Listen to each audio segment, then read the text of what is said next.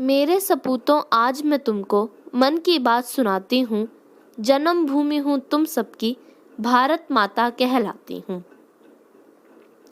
सभी श्रोताओं को नमस्कार। आओ, आज मैं आप सभी को भारत की यात्रा पर लेके चलती हूँ। मैं भारत हूँ, मुझे वेदों की ऋचाओं ने जन्मा है। मेरे परिचय के लिए इतना ही पर्याप्त है कि अमृत स्वरूपा गंगा मेरी माँ है। मैं ऋषियों के आश्रम में पली हूँ, युग पुरुषों की अंगुली थाम के चली हूँ और संघर्षों की प्रचंड अग्नि में जली हूँ।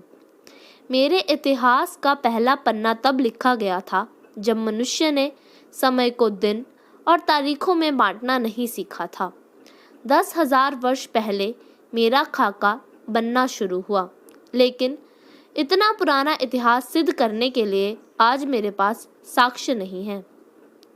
लोग सवाल उठाते हैं कि सिंधु घाटी सभ्यता को तो 3400 साल ही हुए हैं, फिर मैं 10,000 वर्षों के इतिहास का दावा क्यों करती हूँ? मैं क्या उत्तर दूं उन इतिहासकारों को जो ईंट पत्थरों की गवाही के बिना गूंगे हो जाते हैं। 3400 साल पहले के अवशेष तो उन्हें दिखते हैं, लेकिन 5,000 वर्ष पहले कुरुक्षेत्र में शस्त्र त्याग चुके अर्जुन को गीता का ज्ञान देते कृष्ण नहीं दिखाई देते। 7,000 वर्ष पहले सरयू के तट पर सूर्य को अर्घ देते श्री राम नहीं दिखाई देते और 8,000 वर्ष पहले रची गई ऋग्वेद की ऋचाएं दिखाई नहीं देती। आज मानचित्र पर मेरी जो छवि है, मैं हमेशा से ऐसी नहीं थी। अनेक टुकड़ों में कटी हुई थी, जनपदों महाजनपदों में बंटी हुई थी। फिर एक दिन तक्षशिला में जन्मे मेरे एक पुत्र ने अपनी शिखा खोल दी और यहीं से मेरे अखंड राष्ट्र बनने का मार्ग भी खुल गया।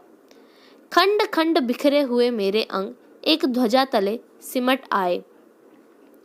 आज की भौगोलिक भाषा में कहूँ तो चाणक्य और चंद्रगुप्त ने मुझे बिहार से बलूचिस्तान और कश्मीर से कंधार तक फैला दिया।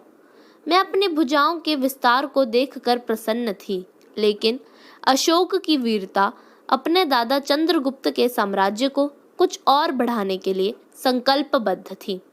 अशोक ने मेरे बाजू तक्षशिला से ईरान तक खोल दिए।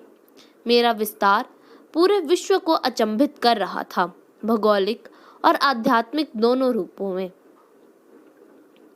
एक तरफ मेरे हाथों में चमकती हुई तलवारें लहरा रही थी, तो दूसरी ओर मेरे गले में बुद्ध और महावीर की बाणी गूंज रही थी।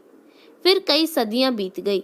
मैं समय के धरातल पर कभी दौड़ी, कभी चली, कभी घुटनों के बल रेंगी, लेकिन रुकी कभी नहीं। मुझे कृष्ण के वचन हमेशा याद रहे। कृतम में दक्षिणे हस्ते, जयो में सभ्य आहितः। अर्थात यदि मैं सीधे हाथ से कर्म करूंगी तो मेरे उल्टे हाथ में विजय अवश्य होगी। कर्मयोग के सिद्धांत पर चलती हुई मैं वैभव और संपदा के शिखर पर जा पहुंची। मुझे सोने की चिड़िया कहा जाने लगा और मेरी चमक सुदूर देशों में बैठे लुटेरों और आक्रमणकारियों को लुभाने लगी। अरब महमूद, तुर्क, तैमूर, मंगोल घोड़ों पे चढ़ के धूल उड़ाते हुए आए और मेरे मंदिरों का सोना चुरा ले गए। मेरे ग्रंथ जला दिए, मेरा इतिहास छिन्न भिन्न कर दिया। अनगिनत घाव लगे मेरे वदन पर, लेकिन विश्व बंधुत्व का आदर्श छाया रहा मेरे मन पर। मैं परदेशी शमशीरों की चोट खाती रही और अतिथि देवो भव दोहराती रही।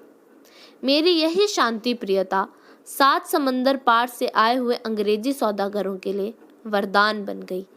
मेरे राजाओं के दरबार में जमीन पर नाक रगड़ने वाले गोरे अचानक राज सत्ताओं के स्वामी बन बैठे।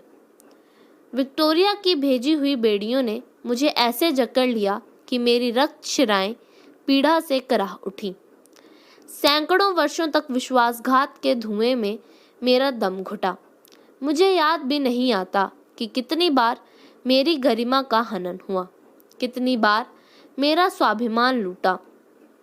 लेकिन मैंने भी ऐसे लाल पैदा किए थे जो रंग दे बसंती गा के मेरे लिए फांसी के तख्ते पर झूल गए। ऐसी बेटियां जन्मी थी जो दूध मुए बच्चे को पीठ पर बांधकर अंग्रेजों से जा भिड़ी और उनकी लाल वर्दियों के धागे खोल दिए। मेरा एक बेटा अल्फ्रेड पार्क में एक पिस्तौल लिए अनगिनत अंग्रेजी लाइफरों से लड़ गया और जब पिस्तौल में आखिरी गोली बची तो वंदे मातरम बोलकर मेरे चरणों की भेंट चढ़ गया। जो हाथ मेरी ओर बढ़े मेरे वीरों ने काट कर फेंक दिए। जो आंखें मुझ पर उठी वो बुझ गई हमेशा के लिए।